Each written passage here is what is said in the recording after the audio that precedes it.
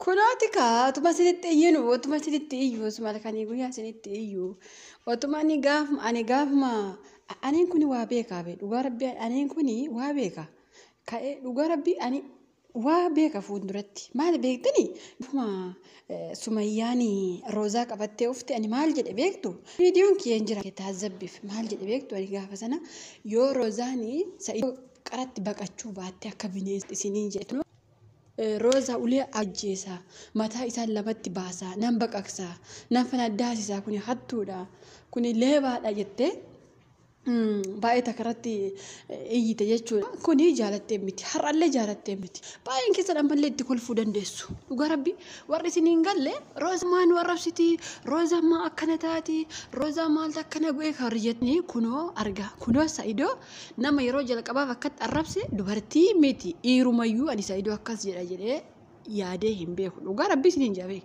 garuu mucaan jaalattee miti. Kuno uftee deemii ati hattuudha abjuun rakkisaa turte ati bofa waynee na idduu fi na nyaachuu fi waynee agaana barbaada dullana barbaada mataa isaa lamatti baasa jechuu jirti kuni siiri xonqolaana okko xonqola yemanfas ne okko manfas dhugaa rabbi wuxaa zaallo jedhanii keessa baasuudha bakka amantaa adda keessa amantaa abbaa fi haa ta'u keessa keessuma haa ba'u malee jinniyumti kun keessa haa ba'u malee geessa bakkuma fi haa ta'u amantaa barbaade haa ta'u haga jinniin kun keessa ba'u hin taa'ina dhugaa rabbi isiniin jedha namni fayyaa qabu Saidoo akka xiqqee dhaabattanii amma Saidoon maal akka arrabsite hin arrabsite bara hattuu nama meeqa itti garuu hattuu onnee itti bara onnee nama meeqa hattuu itti jechuun Rozaan akka aarii qabdu viidiyoo mashee kaleessaa irratti beekuu fi diddani aarii miira keessatti bakka amma toofa jeestillee lubbuu ittiin fakkaatu maaliif namni tokko gaafa sirratti xonqolaa waa sitti xonqola yookaas immoo gaafa sammuu keessaa fuudhu itti yaadeeti bakka kunoo akkas goote keessa Sumayyaam akkana godhe no Sumayyaam nuti gaafuma duraa wanti ishee mormatti hidhatte suni wayii fi jennaan baay'een keessan Sumayyaan dhiifama kan gaafatte sapiraayizii kan goote garaa dhiifama waan qabduuf malee jaalala namaaf waan qabduuf malee jettani maali Rozaan Saidoof jetteeti kan isheen qoricha uute arra garuu siif miti Sumayyaaf jedheen ugeette Sumayyaan akka ishee jaalattu goote akka Saidoo jibbitu goote kanuma jinniin irraa yoo odeessaa jira amma Roza teessanii kan iyyaa jiru jinni irraa akkas ta'a amma gowwaan tokko faa Roza akkas ta'a Roza Saidoo arrabsa jechuu hin oolu bar namoonni tokko faa amma namoonni hin beekne Roza akkas ta'a Roza akkatti Saidoo arrabsa jechuu hin oolle bar jinni irraa akkas ta'a jira bar Gondarii uftee jette Saidoon Gondarii ufe Gondarii ufteechaa jirti bar Gondarii ufe Saidoo Oromiyaa killiin na okko Gondarii dhufee ya jinni ishee jinnicha Gondarii ufe bar a'uuzu billahi minash shaytaanir rajiim jinni warra Gondarii namatti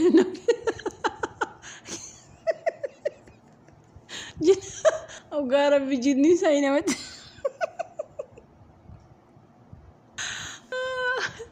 jinni warra Gondar takkasitti seen abadan nama keessa hin ba'u barta ko mujaayoo tokko jinni itti seene amantaa iddoo feegeessanii nan keessaa ba'u dide dhugaa rabbi isiniin jaa namoonni iyyuu cufaa beektan amantaa kamillee yoo ni wallaaltanii achi keessanii ennaa ani viidiyoo sana agartanii ta'uu mala namoonni baay'een keessanii ani Gondarii ufe waan ta'eef jinniin sun ani Gondarii ufe waan ta'eef ani mootii jinniiti waan ta'eef wanti Gondarii ufe gatii guddaatiin ufa waan ta'eef hin baanuu jedhe hin gadhiifnu nama kana baay'ee jaalannaa arallee Rozaan illee akkasuma ati Gondarii maxaalloo jettan ante Gondarii maxaalloo ati Gondarii ufteette ati Gondarii ufte abjuutii illee na rakkisaa bulte dhugaa rabbii isiniin jedha dhugumatti akka isheen abbaa manaa isheetti hin heerumne hingooti eeyyen hingooti namni tokko gaafa abbaa manaa isaa jaalate waan adda irratti dubartii sana amma isheen Rozaan baay'ee akka jaalattu himtee jirti baay'ee jaaladha Sumayyaa baay'ee jaaladha siiyuun jaaladhu ati bofa mataa isaa lamatti baasa malee kan hin jaaladhu jettee Saidootiin akka bofaatti neensa wayiitti yookaan akka hattuu wayii isa ishee dhufee tokkootitti akkatti baqachuu jirti garuu Sumayyaa I love you so much jechuu jirti baay'ee jaalatti Sumayyaa hundi keenya iyyuu baay'ee jaalanna. Har'allee Sumayyaa baay'ee jaalanna baay'ee kabaja. Innoo Sumayyaa ala raasi kulli yoom Sumayyaa ala raasna. Maaliif jaartii Sa'idooti umarratti abbaa fe'etti sammuu keessaa fuutee gaafa shamarri wal geesse umtee gaafa Sa'idoomatti deebiti waan ta'eef kanaafuu Sumayyaan akkas goote jettaniillee balaa sitti yaabusu maali haa ta'u sana hin jedhina Sumayyaatiin maaliif waan abbaan manaa ishee jaalattu akkas goote. Inshallah Roza Rabbiin fayyisee jinni kanallee keessaa baasee Sa'idooti akka isheen heerumtu abdii qabna. Yoomillee abdii hin kutannu kutannees hin beeknu.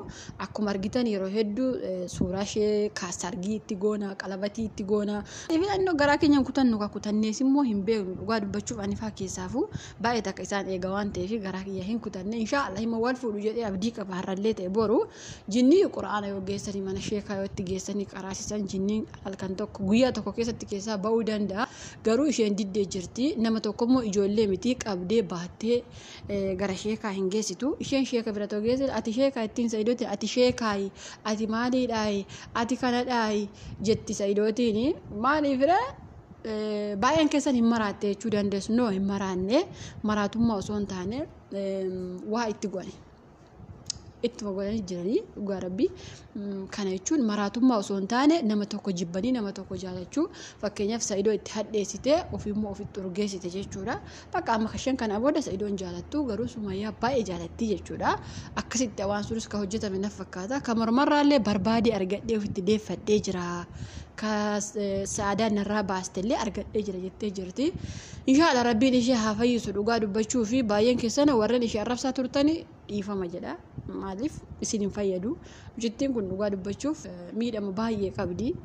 Miidhama jireenyaallee argatte miidhama akkas namnillee gaafa isheen nama tokko jaalattee biti beeka isheen Sa'idoo jala deemaa itti heerumaa deemaa jala ciisaa maalii ta'a akka isheen isiniin jettu kaleessa jaalattee miti kunoo kana itti go'amee jira akka isheen Sa'idoo jibbitu jechuudha. Asumarraanuu maaliif akka isheen Sa'idoo jibbite maaliif akka isheen Sa'idoo balaaleffatte gowwummaa isheellee abshaalummaa isheellee kunoo har'a adda baafattanii jirtanii jedhee yaada.